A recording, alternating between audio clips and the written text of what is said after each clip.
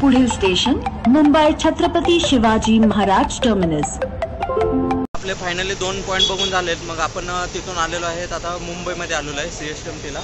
तर तिथून उतरून आता इथून आपल्याला गेटवे इथे खूप काही बघण्यासारखं आहे। तर आता आपण जाऊ पुढे, इथून पुढे आता चलो।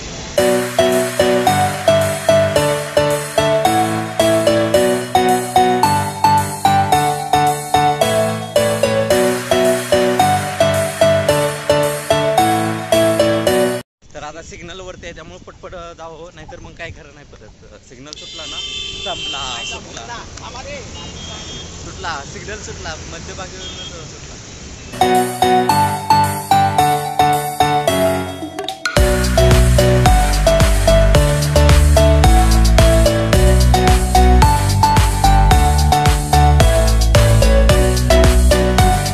मुंबई फिरताना शक्यतो चालत प्रवास करा, कारण प्रत्येक ठिकाणी आपल्याला काहीतरी नवीन पाहायला भेटतं। हे पहा, इथे जुन्या नाण्यांची देवाणघेवाण होते।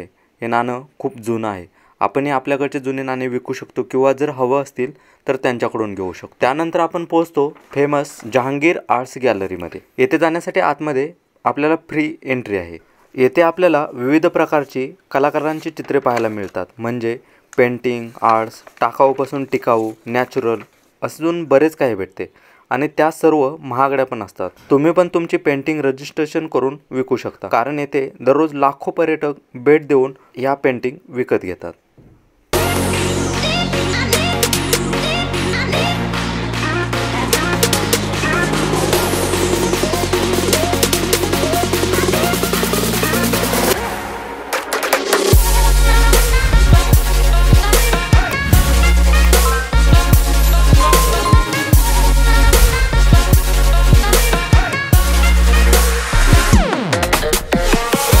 त्याच्यानंतर आपल्याला जवळच छत्रपती शिवाजी महाराज वस्तू संग्रहालय पाहायला मिळते। येथे शिवकाळातील शस्त्रे, वास्तू, नाणे, वस्त्र, शिल्प अजून बरेच काही आपल्याला पाहायला मिळते। तिकिटाचे हे दर हे वेगवेगळे आहेत। जर तुम्ही विद्यार्थी असाल तर तुमच्याकडे ऑफलाईन पद्धतीने ID कार्ड असायला हवं, झेरॉक्स वरती अजिबात चालत नाही।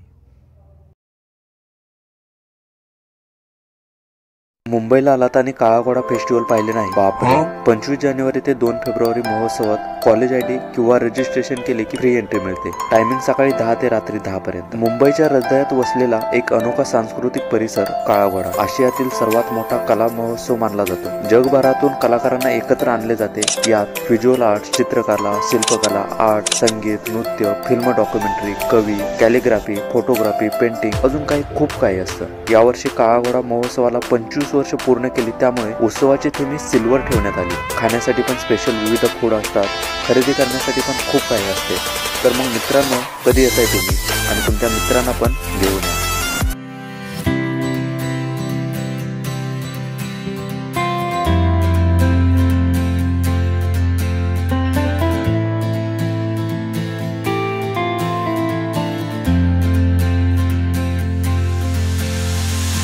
मित्रांनो, ते पाहून झाल्यानंतर आपण पोहोचतो गेटवेला। मित्रांनो, आपण गेटवे ऑफ इंडिया तर सगळ्यांनी पाहिले, पण त्याबद्दल तुम्हाला एक किस्सा सांगणार आहे। गेटवे ऑफ इंडियाची लांबी ही 25 फूट लांब आणि रुंदी ही 15 फूट आहे। इंग्लंडचा 5वा राजा जॉर्ज आणि त्याची पत्नी मॅरी पहिल्यांदाच भारतामध्ये आले होते आणि त्यांच्या स्मरणार्थ हा गेटवे बांधला होता। आणि असेही आहे की ज्यावेळेस इंग्रज पूर्णपणे भारत सोडून गेले, त्यावेळेस जी राहिलेली शेवटची तुकडे होती ती या गेटमधून आतमध्ये गेलेली होती। आणि तेथेच आपल्याला सुप्रसिद्ध असं ताज हॉटेल पाहायला भेटतं। येथेच खूप मोठ्या प्रमाणामध्ये 26/11चा हल्ला झालेला होता। असे दोन्ही पॉईंट आपण एकाच वेळी तिथे पाहू शकतो आणि फोटो काढण्यासाठी सुद्धा खूप असं छान ठिकाण आहे। मित्रांनो, आता हे जे समोर तुम्हाला दिसतात ना, ज्या 2 बोटी उभ्या राहिल्यात ना, तिथून आपण अलिबागला जाता येतं। त्या बोटींचं टायमिंग हे फिक्स असतं आणि याच्याच पाठीमागे इथून आपण एलिफंटा केव्ज किंवा समुद्र सफारी करू शकतो। असे हे इथे पॉईंट ठेवण्यात आले। त्यामुळे मुंबईला आला ना, गेटवे ऑफ इंडिया इथली सफारी नक्की करा। इथूनच आपल्याला एलिफंट केव्जला शिप भेटतात।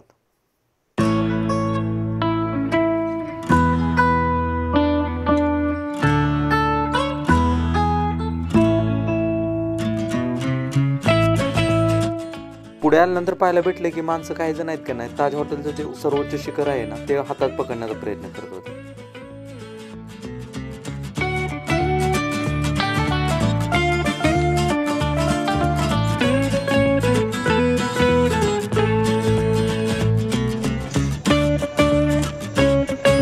मित्रांनो, तेथून चणे फुटाणे खात जायचं आहे पुढील ठिकाणावरती. हे ठिकाण म्हणजे मुंबईकरांसाठी खूप खास. येथे frustration, tension, happiness, open air, sunset अजून बरंच काही येथे पाहायला भेटतं.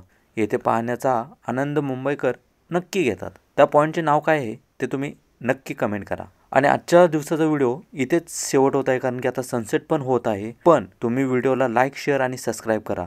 उद्या ज्याला आपल्याला जायचं आहे वाघ, सिंह, लेण्या अजून काही बघण्यासाठी. तोपर्यंत तुम्ही सनसेटचा आनंद घ्या. Bye bye.